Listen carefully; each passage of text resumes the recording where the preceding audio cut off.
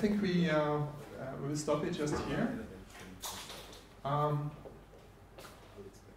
So basically what we wanted to do with this exercise is to see a bit what type of data you would share with the others. You know, when you introduce yourself, what is it that you normally share? Who shared their names? Right? Raise your hands. Yeah. Did you share anything about your profession? Raise your hands. Right. So if you think about this, that type of data is data that pretty much is public. It's pretty much data that you're willing to share, and it's social data. So if you think about, you know, in very simple words, what open data could be, it could be the data that is today shared through social networks. Take, for instance, LinkedIn. LinkedIn is a social network. Nobody is afraid of sharing, you know, their information about their job, their profession, and basically that data is something you can pull out. You can pull out maybe in a manual way, in a programmatic way, but it's open, it's shared, it's some type of open data. But that is social data, and the social data is only one type of information we can share. Okay, so everybody now is wake up, warm up. We go next. So we have data, and we have like 4 main stakeholders, let's say. We are going to start first with the citizens. So we have, I think everybody here is identified with that. So citizens, we have needs concerning health, education, transport, water, sustainability. But we are not only having needs, because we have also wants. We were discussing with Alison before, not? That sometimes you have, okay, I have to fulfill this need, for example, the transport. But other times is, I just have a want of maybe make more money out of an activity like can be photo shooting, let's say. That doesn't make that much money, but maybe I want to do that. Then you have also the expectations. So all of us have expectations, and for government and also private sector, it's very difficult to comply or to fulfill those expectations. Then we talk about, okay, it's not longer about needs or wants, it's about perception. So sometimes governments, and sometimes also private sector, we are trying to do our best to satisfy people's needs. But as citizens, or even each of us, we don't perceive that they are doing enough for us. Not at the moment we wanted, or not in the quality or quantity we wanted. So for government and citizens, for government and private sector, there is a huge challenge. And for citizens, if you are a startup or developer, there is a huge opportunity that you can monetize on it. We are going to talk that about later. So how can these issues be addressed?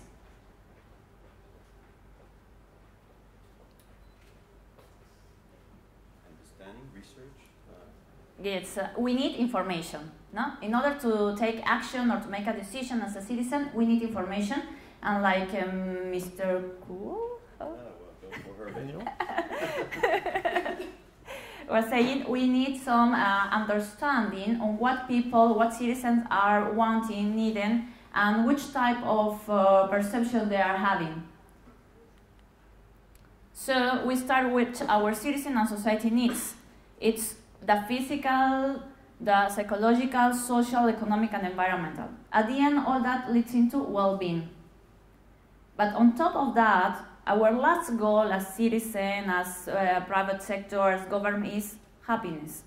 And this is something that Sheikh Mohammed bin Rashid was also saying all over and over again. The smart city has to be to targeting happiness of people. So they want to tackle Dubai smart city, and the ultimate goal is happiness. And I think one more thing just about this. I think what you see when we look at society needs and when we look at these type of needs, very much the city has to become user-centric. So when we talk about policies, data, when we talk about improvements, it's all about putting the citizen back at the heart of the solutions and the problems we're trying to solve. So then you relate. How these citizen needs can be translated into citizen challenges. So then we have some verticals, like mobility, transport, education, water, health, environmental sustainability. And for those challenges, there have been already some hackathons. For example, here they were running the Smart City hackathon. Maybe Jean-Luc can tell us more about it. So I was actually fortunate to be part of the jury for that event, and basically there was a number of categories that were defined to solve city challenges. Some of them being mobility. So it's about how do you improve commuting in the city, how do you improve transportation. There's actually startups here at IN5 that are working on these problems, like Carpool Arabia. There's other areas like energy. How do you improve your energy consumption? How you make your behaviors more sustainable? And here also there was one of the companies working with that, My Green Rank, trying to improve the behaviors of the citizens to basically reduce energy consumption. There's many other areas that can come up, like collaboration in the city, empowering citizens more.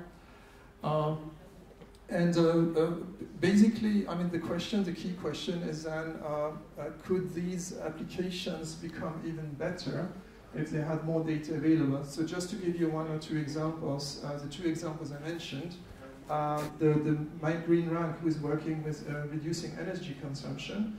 Today, basically what they need to do is they need to collect data from the meters, or they need data that we as citizens enter manually. So right now they're scanning that data. It's very complicated. But if you look at utility companies, they have that data. So if that data would be open and shared with application developers, then suddenly you can focus on analyzing the data, on monetizing the data, on providing recommendations and guidance to the citizens.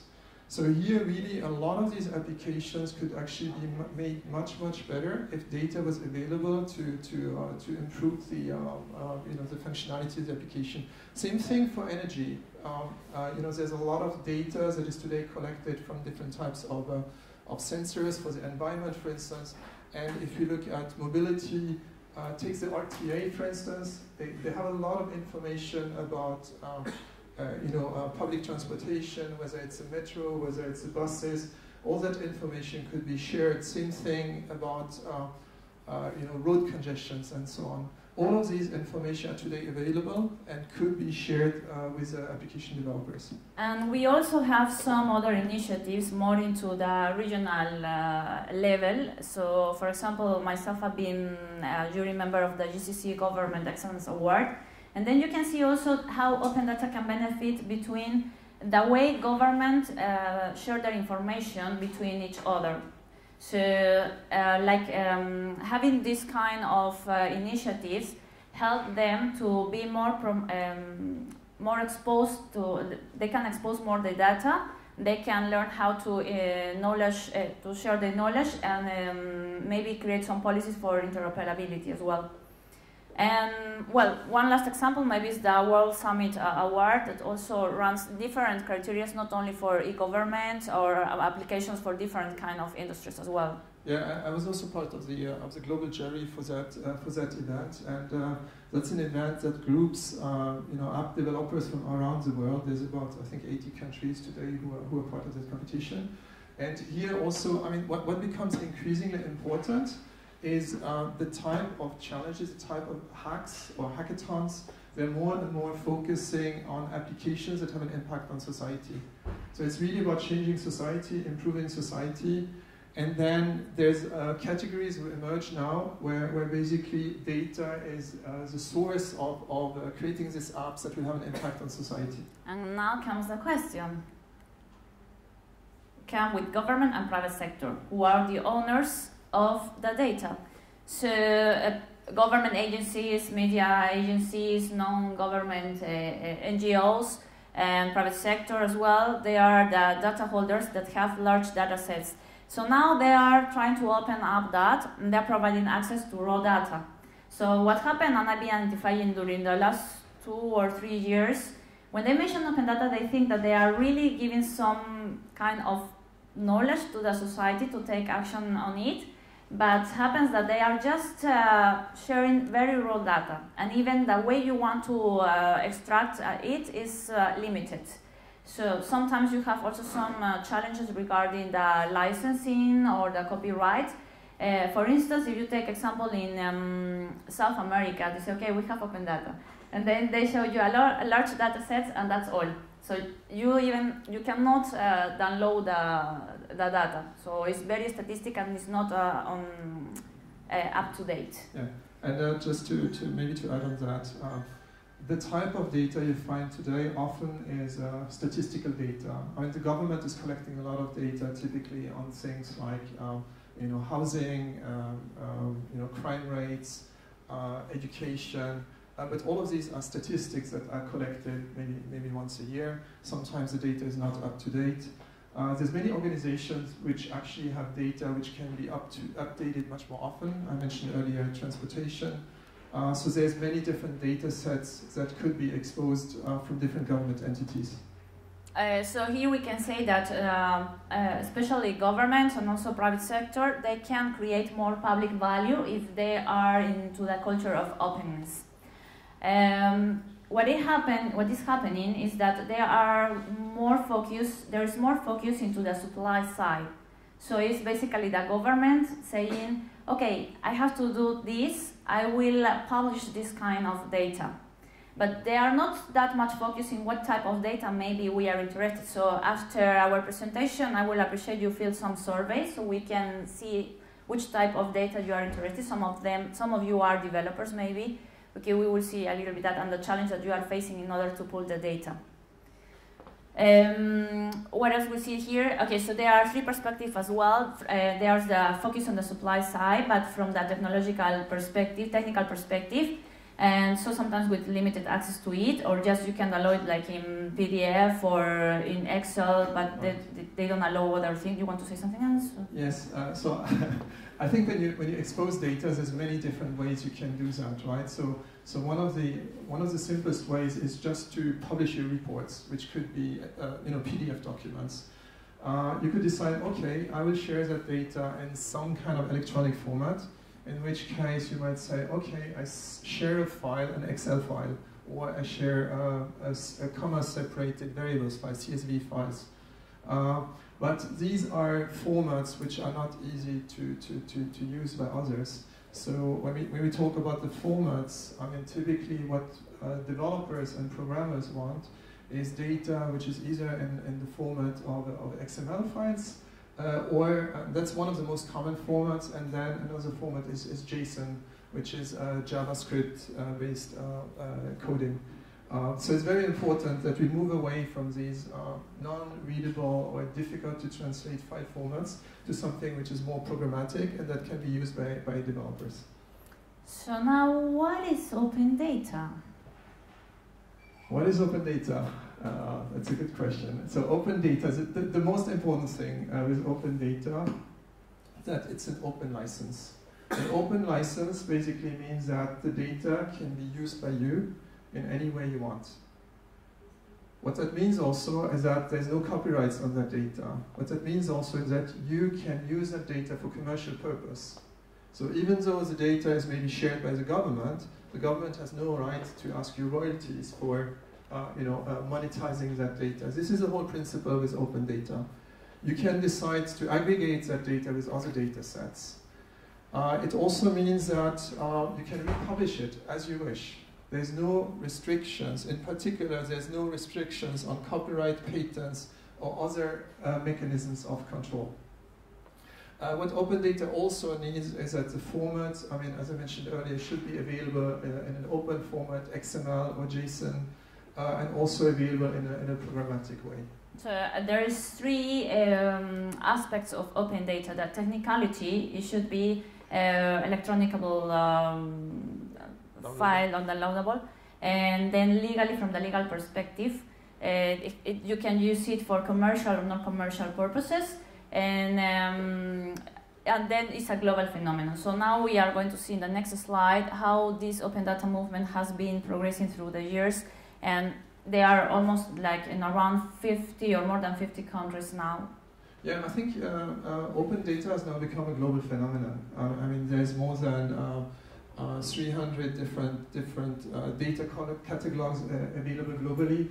The movement has started, I would say, more in North America, with you know, Canada and the US being the leaders when it comes to the amount and volumes of data that are shared. But then it has become a very important movement in Europe as well. And also it's growing all around the world. And the thing is also, when you look at the data sets published, you see from one year to the other, typically 20 to 30% increase year on year on the number of data sets that are published. So as people recognize the value of publishing the data, more and more government entities or private sector entities join the bandwagon and start sharing data as well. So then you will see how open data is important. Why open data is important? Because it translates into transparency, and it enables transparency as well as citizen engagement. You want to add something to it, or? No, I mean very much. I mean the first thing we have seen, and I can give some examples. For instance, from France. When you look at France, one of the main concerns by the government initially was, you know, where is the public money going? Where is the public spending going? Are we investing in the right things? So the government wanted to share where contracts go, where investments are done. In other countries, if you look at the Scandinavian countries, I mean, there is all about sustainability, right? It's all about green. So, and if you look at these countries, it's more about, you know, zero carbon emission society, and so it's all about sharing data on the impact different companies have when it comes to environment and sustainability. But it's very much about transparency, showing the citizens how the government, how the municipalities manage the country or the city. But for that we have to overcome some challenges. So most of them are into the legal arena, because we have the copyright, the licenses, the service legal agreements, and also the security, which type of data can be exposed, and if we need some consent from the citizens, especially if it's more into an application or development from the private sector. And whereas sometimes also there is lack of awareness, or sometimes the government or private sector understands that publish the data means just online, and it's very raw data, and they don't take in consideration what the citizens really are needed or how they can pull the information out. Yeah. If we look at some of the problems really with open data here, one of them is what data exactly makes sense to share. And here it's very difficult for a person, you know, working in a back office to try to figure that out without talking to the one that will actually consume the data. So here it's very much about starting a discussion, a dialogue on what data, you know, entrepreneurs or startups need. You know, if you look at, for instance, statistical data, and I checked around the region, a lot of the statistical data is aggregated at a very high level. So if you want that data to have some value, you might need a breakdown. You might need a breakdown so that it makes sense to, for instance, if you take healthcare data, to compare it on a neighborhood by neighborhood data. But you cannot break it down too much, because then you go into then the data doesn't become anonymous anymore, and then you start getting questions about privacy, and then you have these type of concerns. So oversimplification of the data, what to expose are key challenges, and then also putting the right regulation in place. Regulation meaning that, if you take the US for instance, the White House has pretty much decided that by default all data should be made public. And that is a very different approach than to say that, okay, we'll discuss it case by case. Because these discussions will take very long time. You know, government entities typically have to debate on a number of these points in a lot of details. So very important to have the right laws and regulations so that actually you expose the data really quickly. So maybe we can pass and discuss some examples of how some governments of some countries are presenting their data sets. We take some examples from US and UK because they are like leading in this arena. Yeah, I mean, if you take the US, they have close to 200,000 data sets. This is huge, and pretty much every sector is covered, and every sector has data that is shared, whether it's agriculture, environment, climate, healthcare, education, energy, public safety. Every single sector has its data that is shared with the public. If we go more local now into Dubai, on October, I think, 17, Sheikh Mohammed bin Rashid issued Dubai OpenData law, and basically also creating a committee. Well, the committee was created, I think, in 2014. The idea is to have like an integrated platform so the data can be shared between the different government entities. The goal is that they can provide integrated services to the citizens, to the community, so the citizen has just go to one place, one single portal or one single application, and they can do all the services within that application. So for that, it's important that every government open the data and start sharing with other government entities. For example, when I was in Bahrain, was the GCC Government Award.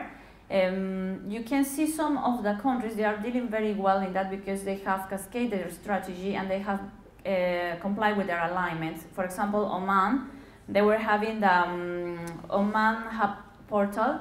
They were really integrated all the services and having all the government entities sharing the data among them.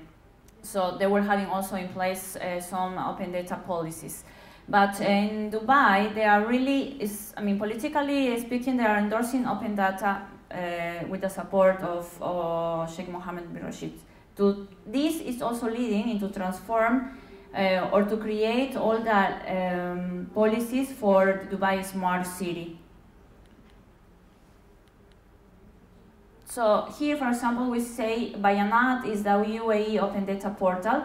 If you see, it's a little bit similar like the presentation with the UK portal. They have the consumer prices, gross domestic products, social, health, energy, agriculture, water. However, they are, if you enter to each of the links, sometimes they might not be up to date. So it's more about the statistical information, no? So they need more maybe awareness or improving their data sets. But I assume they are going to do that in the coming period. So what have we been seeing is like now we are from data deluge to wisdom. So till now, most of the region is dealing with exposing the data and maybe trying to create some visualizations. But the idea is to go to information, knowledge, wisdom, so the citizens can take action upon that, make data actionable. So for example, maybe Jean-Luc will explain some visualization of the statistics in New Zealand. Yeah, so basically when governments or municipalities think about exposing data, they might expose it in different file formats, but one of the things they try to do usually is to provide graphs and statistics. So here's an example from New Zealand where basically you have greenhouse emissions, population by age group, gross domestic expenditure, so many different categories of statistical data that can be interesting to understand a bit how society is doing in different areas. But it's very difficult, right? It's very difficult to make something out of it because unless you're an expert actually working with that particular area, trying to find a number for a specific year, for majority of the citizens this is completely useless, right? So it's governments today, in many cases, that are experimenting with the data, is trying to figure out how to show it to their citizens, right? Now, in that format, yeah, they've done a good job exposing a lot of data, but for the citizen, for me, it doesn't provide a lot of value in that case. Now, here's another example, and this one was actually part of the WSA, competition, and actually. Was the winner in the e-government and open data category. So what have they done differently? And basically this is a submission from Ireland, where basically what they've done, first of all, they group the data in different categories that actually make sense for the citizens. So spending, so basically it's about explaining how public spending is done in different categories. So here, housing, roads, water, infrastructure, development and management. But the interesting thing then is that when you look at these different type of services, like environmental services here, for instance, It's broken down into charts which are easier to understand, but then also you can compare your city with another city. And this is when it starts to make sense.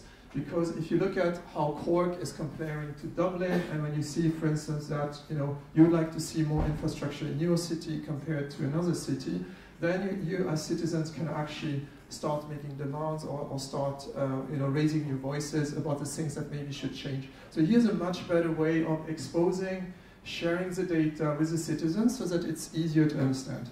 So that way you create more, or you enable citizens become more informative about that and more responsible about their actions as well.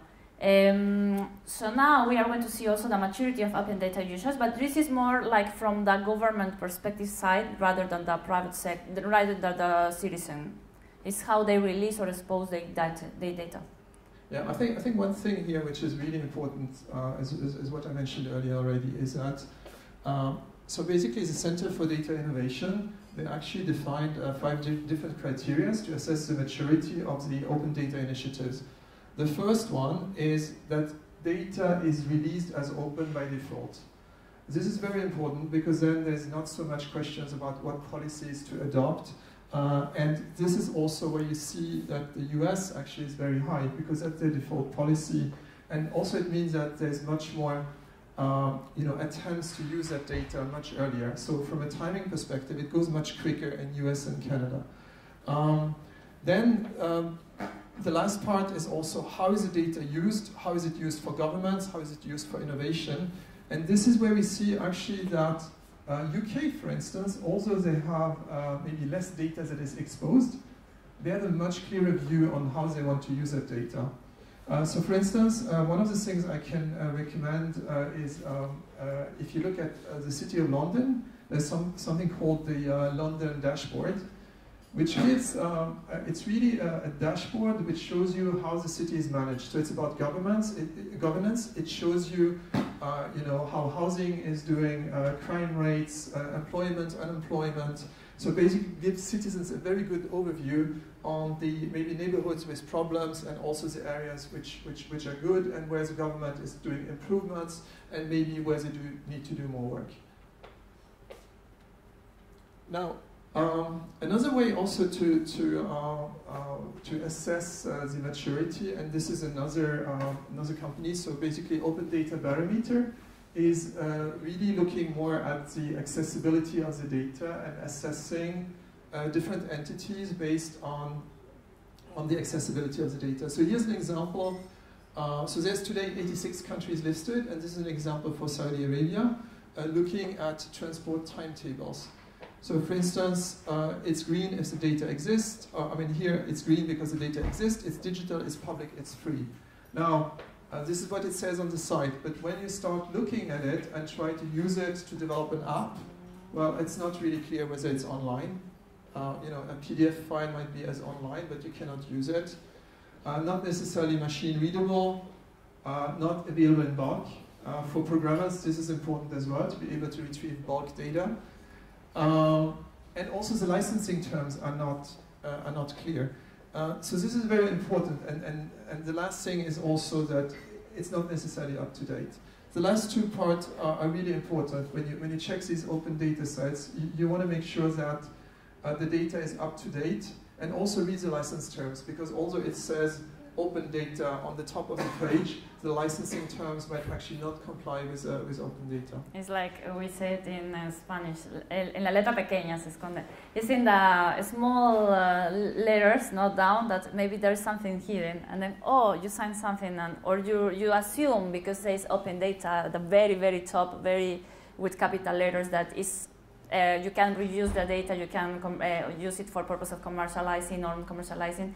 But at the end, maybe you have something that says not some kind of compliance or some kind of copyright or patents even.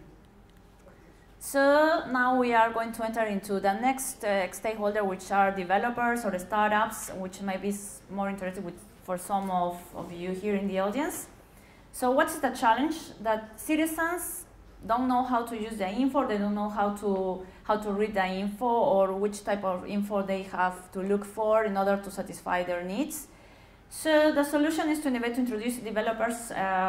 This is like you are the bridge between the government and between the citizens, because the governments are or the private sector are the owners of the data, and then the citizens are the end user, but they don't know how to translate that. So it comes the developers, the startups, and it's like the bridge. Okay, I will translate for you. What does it mean? So basically, it's with the creation or build applications or services or platforms. So how to transform open data into business? How to monetize that? We already see that most of the governments are already exposure or publish the data online, and they create some visualization programs, but still they need a part of analytics on how to monetize that, which comes with the startups or the developers. So we can say that open data can be the new oil in the region. What do you think? Yes? Yes, they announced this morning that they are going to spend $300 billion for this is the end of to prepare themselves for the end of the budget. Yeah, I mean, I think the oil analogy is actually good for multiple reasons, because as oil, I mean, the raw oil, there's not much you can do it. So here, when we talk about analytics, it's a refinery. The analytics becomes a refinery of the raw oil. So here there is a huge opportunity for the startups in application development and data analytics, as you can see there. So this is a survey by Open Knowledge Foundation on business views for open data opportunities. There are other type of services, but we think that are more focused in application development and apps and data analytics. Right, so now if we start looking at what's happening around the globe, I mean, this is an example of Canada. They have, similar to the US, close to 200,000 data sets which are exposed, which is huge. They in 2014 they have done competitions where they actually looked at getting startups engaged and developing applications using these open data sets. At the end of the year, there were more than 900 participants, close to 300 teams, and more than 100 applications that were developed. So there's different learnings from this. One is that you learn what type of challenges matter to the citizens, because you see what they want to work on. You can also see what are the data sets and the data sources which are most interesting for the citizens. So here, for instance, we had top data sets downloaded, fuel consumption ratings, border waiting times, average rents, listings of charities, and permanent resident applications. So these are the categories that were most interesting in Canada. But what you can see here is really a big interest for using open data to solve citizen challenges. Another good example, well, it's not in the slides, is also the government in Australia. Basically, it's like you have a toolbar there, and you can type which type of data you are interested in, and then appears all that, so you can extract that. But also, they ask you if you have created some applications or some services with the data that is published there, you can also upload it there or give some comments. So that is very useful for all the community. I think they are going to do that here because they have to follow some of the best practices, as Sheikh Mohammed was mentioning. So now comes the result is the value creation. That's the part of the innovation, the season for this week. So we have been mentioned that data is like an asset, but it's raw, so we need to convert it into information, into knowledge, into wisdom, so to make it actionable. So we can, like a startup or developer, we can monetize it. So the result will be the value creation for the citizen. We have, it's like a coin. From one side, we are helping citizens to fulfill their needs, expectations, and from the other side, we can have our own business, we can monetize the data. So the developers are like the translators, as I said, and representing data sets into meaningful information or knowledge for the citizens. to make that data actionable. So which type of apps can developers build to benefit from open data and while solving citizen problems? Like we mentioned at the very beginning, they can tackle maybe transport, water, sustainability, energy, health, education. I don't know, any of you have other examples of which other type of apps you can tackle in? You mentioned transport? Yes. So basically, we can include all in that, no? We are going to show now some examples of some open data apps in these different categories. So let's start with mobility. I mean, mobility is one of the biggest challenges in all major cities around the world. I mean, by 2050, I think 70% of the world population will live in mega cities. And I mean, getting around these cities, getting around Dubai is becoming a problem, same as London and other big cities. And typically, what you would do is that you use a train, you use a metro, you use a bus, which are usually managed by different companies. So in London, for instance, they decided, okay, we want to share all information about public transportation through one portal. So there is a portal that shares data about buses, about trains, about taxis, and all the data that can then be used by application developers. So there's information about timetables, there's information about ticketing, cost of the tickets, there's information, live information, there's a system called Darwin which actually provides live access to where the bus or where the train is at a certain point in time. Now, once you have that information, you can start building multimodal transport applications, meaning that you use more than one mode of transportation, which means that you can start creating value for the citizens by optimizing, for instance, the journey based on time, based on price. You can optimize the journey based on delays. So all this information is available, and this is pretty much one example that we show here, where you can show live on the map all the different position of the mechanisms of transportation. There was a similar development in Ottawa, also sharing information about public transportation, an app using the OpenData.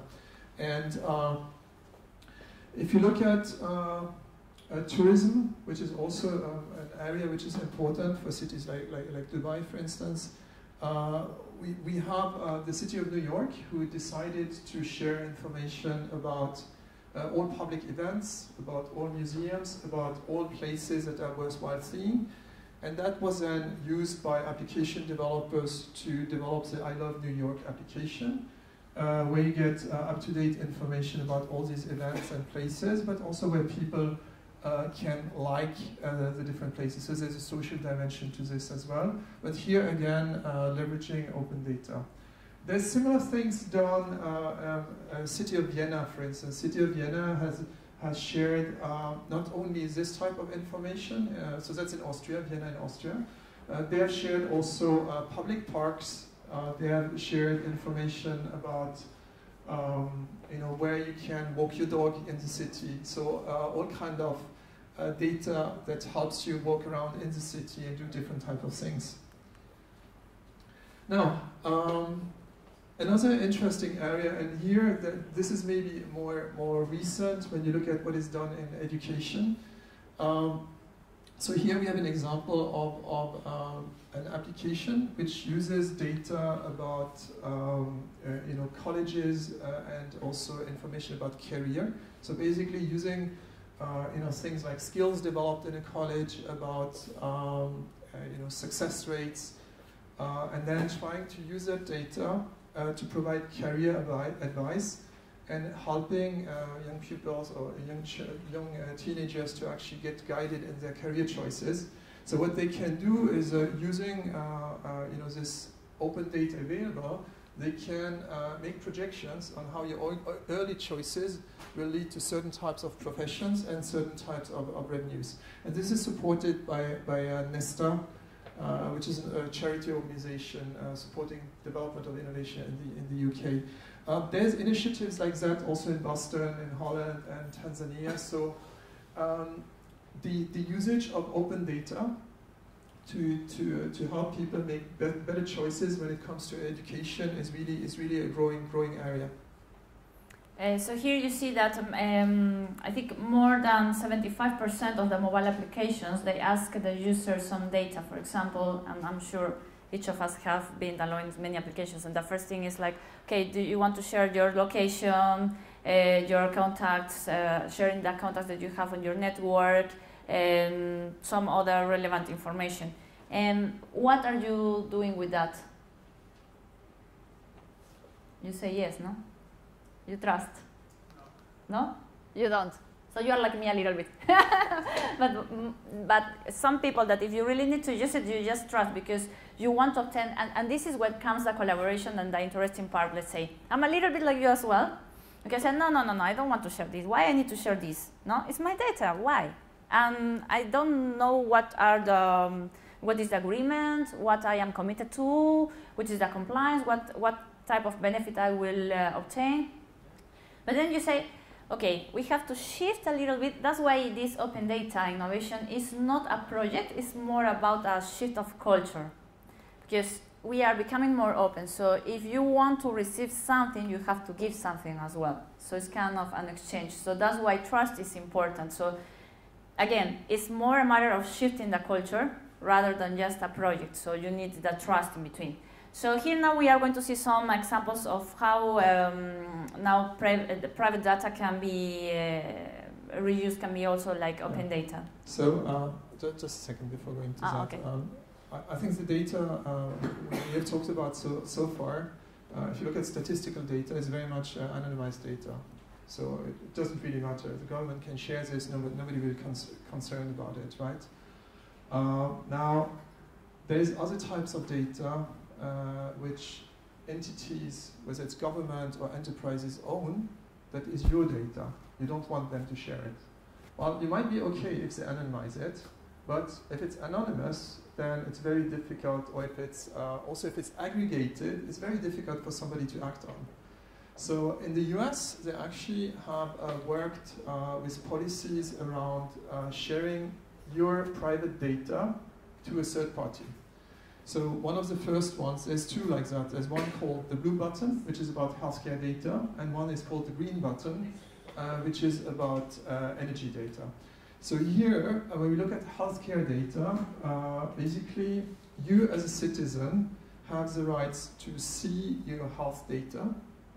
So that's one, each healthcare related or company in the ecosystem has to provide access, to provide you access to your electronic health records. Secondly, you should be able to download that data in an electronic format. And third, you should be able to share that data with a third party. And that's the blue button connect. So sharing that data means sharing it, being able to share it with a third party. You have a question? Yeah, maybe it's slightly off topic, yeah. But data is available and making it available is beneficial to everybody. When you look at the startup side of things, right, yes. You need to make money out of it, yes. correct? What open data does is that it removes one barrier, which is everyone has access to that data, and as long as you create a shared value, fine, you can create value for your company. But when you think about open data and actually making money on it, you're actually putting your entire startup on a stream of data that somebody else controls, right? And maybe you could speak to kind of de-risking that yes. as we move forward, because as a startup, right, you're putting your entire hopes and dreams and whatever on somebody else's stream of data, whether it's Twitter or the government. If they don't like what you're doing, right. Now there's a different, there's a slight difference here, and that is if you look at the, maybe Jenny, you can talk more about this, but if you look at the policies, you know, if the government had said that the data is open, then it's very difficult for them to back up on that. But if you look, I mean, if you're a developer and you look at Twitter APIs, LinkedIn APIs, That's pretty much a disclaimer saying, yeah, we might cut this at any point in time unless you give us loads of money. This is not open data, so we need to make a difference here. But it's important to understand the policy, right? It's important to really make sure that the government is backing up these policies, like in the US. I would be afraid of using, open data in the US or Canada because it's anchored at the top, and all policies, decisions are aligned to actually make this happen. Yeah, as you said, is in this region you might start like walking like, okay, should I go or not? Because still the policies are not put in place, but they are starting doing it. So I think that the shift is happening and it's going to be accelerated more and more, because if you see the global trends, UK, US, and Australia, New Zealand, and South Korea, they are moving to that. No? They are already in that. So here, you know how Sheikh Mohammed is. So for sure, they are going to implement it very soon. And with that, I think that we will be able, or as a startup, to be more under an umbrella that can be more protected rather than just where I am jumping into. Just one more thing to add on that, and I think it's a very good question about the managing the risks here. I think this is also where it's important to be in these platforms, the incubators and the accelerators like IN5, that can facilitate the dialogue with the different government entities.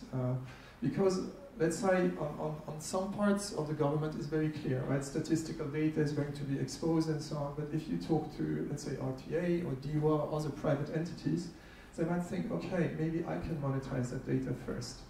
So here it's good to have somebody in the middle that maybe can help you mediate between the startup, the government, the private entity, so that everybody understands a bit, what to get out of this. Because otherwise, if you as a startup, go to a private entity saying, please open that up, I need it for my app, then say, yeah, actually, I can do this myself. So yeah, it's very much it's something to have in mind, and I think this is also why I think we would like here as part of IN5 and this community also drive the discussion across different sectors and with different stakeholders to make sure that basically there's a clear understanding on both sides. And that's why after this you are going to fill the survey. So you are going to be benefit of that as well. Just to add now still about the healthcare data, because we didn't finish that. In the US, so there's this, making it downloadable, shareable, and then also what they've done is that they made an alignment across all sectors, meaning there's a doctors, a hospital, pharmacies, immunization registry. All of these different organizations have to expose their data and make that data available in electronic format and accessible through these APIs. And then application developers can try to provide value on top of that.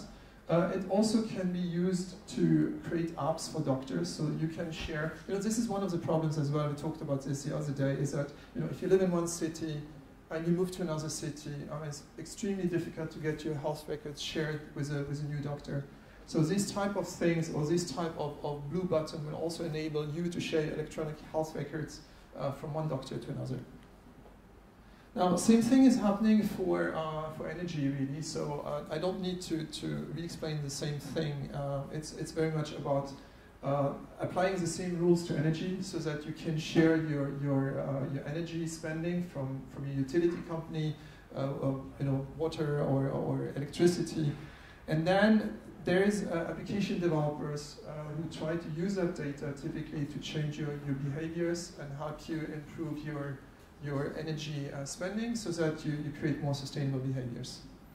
And for example, here now I remember about energy. Here in 5, I think there was one of the startups, they have the application regarding the consumption of the energy. So now the challenge, if you see for them, is okay. The data is owned by the utility company, and then how to convince them to open up the data so the startup, as a third party, can facilitate some change behavior in the citizen and save some or cost reduction. So now they are in that stage. So like you were saying, your name? Rami. Rami, they need some policies. So, for example, if it's in another country, the parliament will say, okay, now all the utilities company has to open up the data and share it. No? Yeah. Yeah, so what we see happening as well is that the majority of the cities now have started to create hackathons and events specifically on the usage of open data. One of the pioneers was probably Amsterdam. They have launched this, I think maybe 4 or 5 years ago already. One of the interesting apps that came out back then was something called Park Shark, which is very interesting. It was about finding a parking space. It's so it's so difficult. It creates so much stress to drive around in the city searching for a parking space. So here, by providing data from the parking management company, knowing maybe likelihood of what's free, or knowing maybe exactly what spots are free, could guide the driver to the right parking space.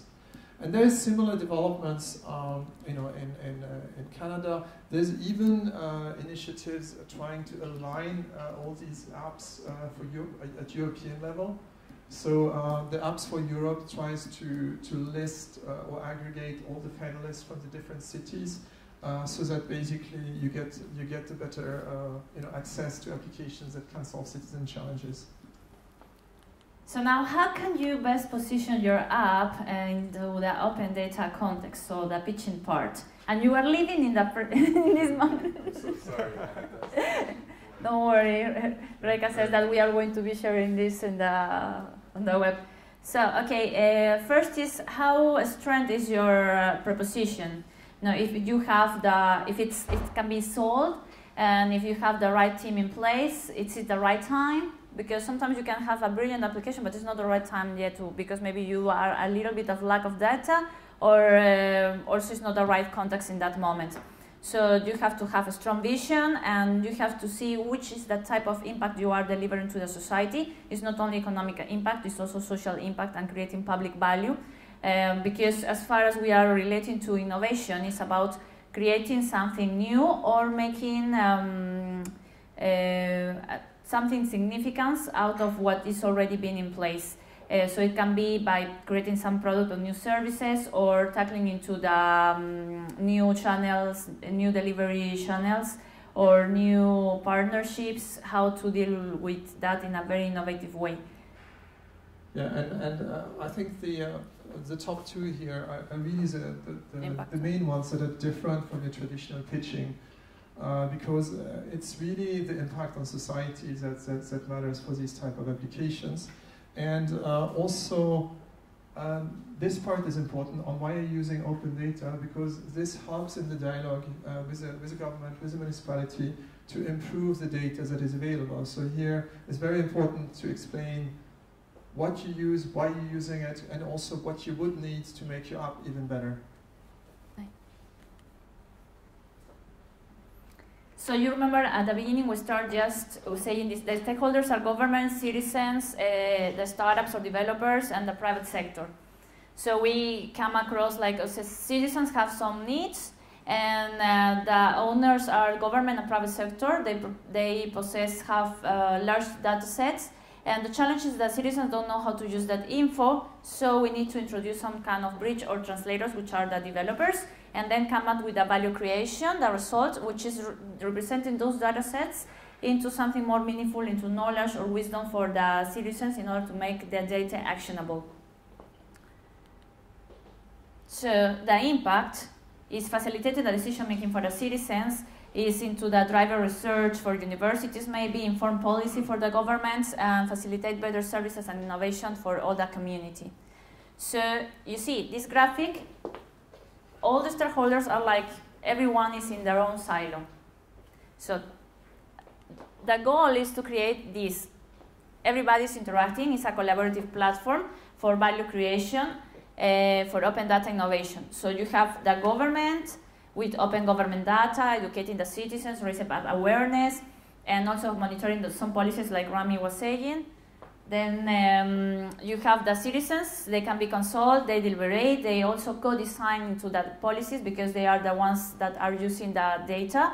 Then you have the companies or enterprises, so you can tackle maybe just IT. In this part you can break in silos, IT, fashion, health, education, and organize some partnerships. Also we discussed that with Alison in the beginning. And for the entrepreneurship startups is turning this open data into business and make money out of it, building some apps, platforms, or services, and with that you have the value creation, which is a part of innovation.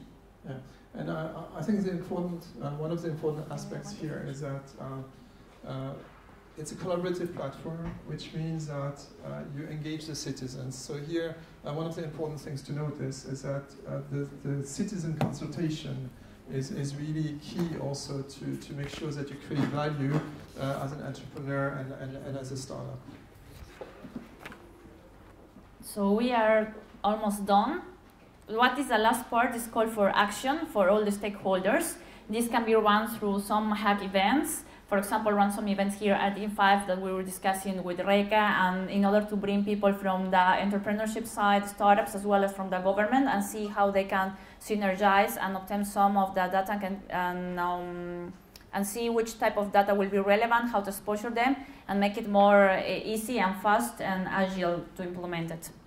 Yeah, I think if we look at the government innovation programs, OpenData will be a key element. But for the community, for the startup community, for the entrepreneurs community, I think it's important we start with hackathons and hack events, so that basically people start to understand what data sets are usable. Also for the data owners to see maybe how they need to update or improve the APIs, maybe to help them understand also how to refine the data, maybe there's missing data sets. So the hack events is going to be a very good way to get the community together. Then we need also these specific incubation and acceleration programs that actually can take these apps into the market and industrialize them. And once we do that a few times, we will have created an open innovation platform, which really becomes a network for civic innovation. And we are done. So we want to stress that information is power, but only if people are able to access, understand, and apply it. So I hope that our session was beneficial for each of us, and hope to enjoy another moment, other sessions with you as well. Thank you. Yeah, and this was pretty much for, this was an awareness session, so it's really also to educate people a little bit on open data, what can be done, what is the potential.